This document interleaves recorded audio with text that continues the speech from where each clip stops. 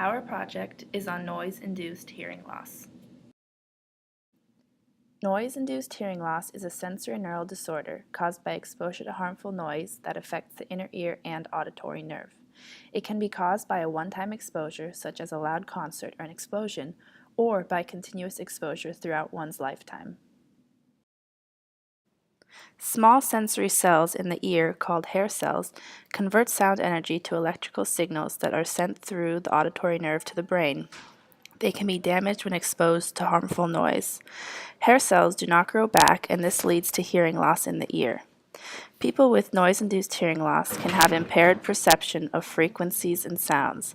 Noise-induced hearing loss can cause sensitivity to sound and ringing in the ears.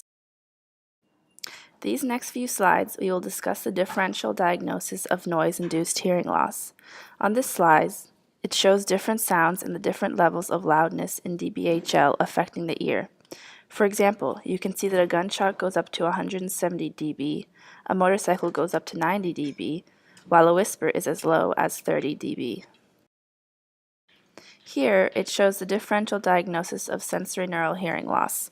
The hearing loss can range from age-related hearing loss, noise-induced hearing loss caused by loud noise exposure, sudden hearing loss, and ototoxicity, which can be caused by chemotherapeutic agents. Congenital hearing loss is present at birth and can be caused by genetics or birth trauma. Sudden hearing loss can be caused by viral infections or trauma as well.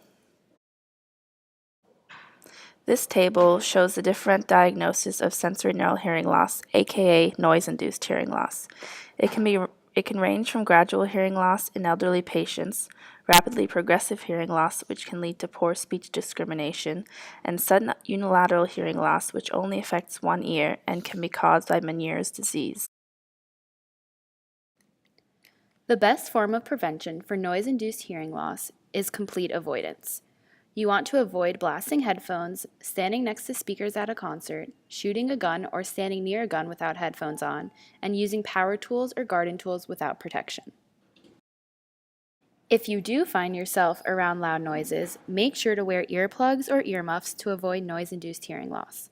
Earplugs insert into the outer ear canal. They are only effective if the plug completely blocks the ear canal with an airtight seal. Earmuffs fit over the whole outer ear and form a seal so the circumference of the ear canal is blocked. There has not been any treatment to reverse the effects of noise-induced hearing loss. When the hair cells in the inner ear become damaged by noise, they cannot be restored. The only found treatment for noise-induced hearing loss are hearing aids. Tinnitus is a noise or ringing heard in the ears. Some people use an ear-level tinnitus masker to counter the sound of ringing in their ears.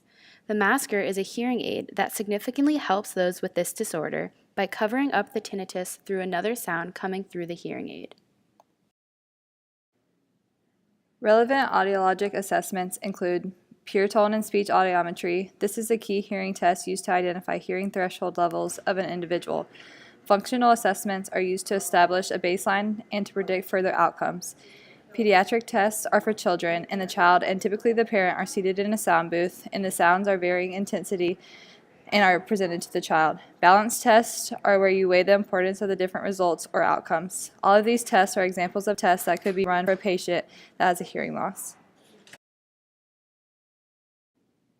A patient whose screening shows evidence of hearing loss should be referred for a full audiologic evaluation.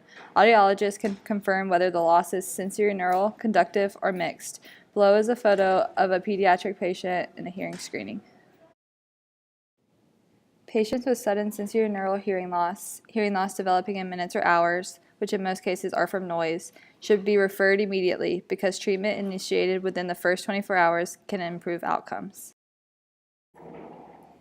Here's an example of a construction worker that was affected from noise-induced hearing loss. Construction workers are required to have protection on their head and their eyes, but many fail to wear protective earwear.